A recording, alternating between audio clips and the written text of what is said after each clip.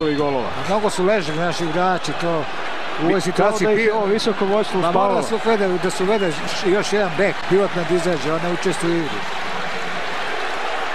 Sada smo opet došli u situaciju da moramo i mi da damo gol. Oni nam nude sad neke prostore kod slabijih igrača da promaši. Šešum prolazi i bravo Žarko. Bravo Žarko.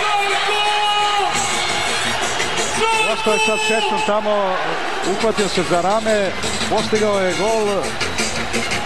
24-21 vodi reprezentacija Srbije. Ušli smo sad u posljednji minut sa 3 gola prednosti i ovo bi moralo da bude dovoljno za pobedu. Uzeli su sada Šveđani timeout. Oni šta mogu, oni sad dogovore neki brz napad, nema drugog rješenja za njih.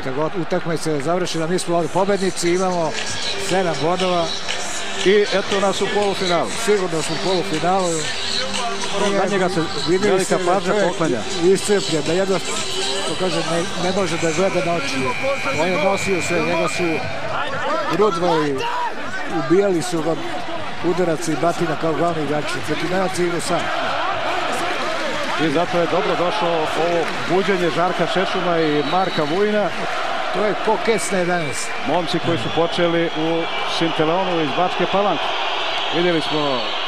Evo, to je čisto probijanje, sudio se pravi najven. Duric. I ovo je probijanje. Anderson. I ništa, prolazi vreme. Duric iz daljine, ali sada Darko brani. Ovo je bilo baš preambiciozno da šutira sa nekih 12-13 metara. Zaustavljeno je vreme, ali ne menja na stvari.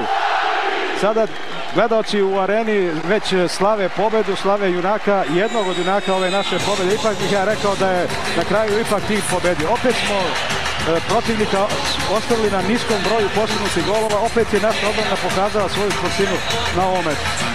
Ali treba uvek istaći Stanića kao motora i kao stimulans ekipi koja u suradnji s publikom izvredno motiviše ekipu i u kritičnim situacijama spasava reprezentaciju, odnosno brani te šutove.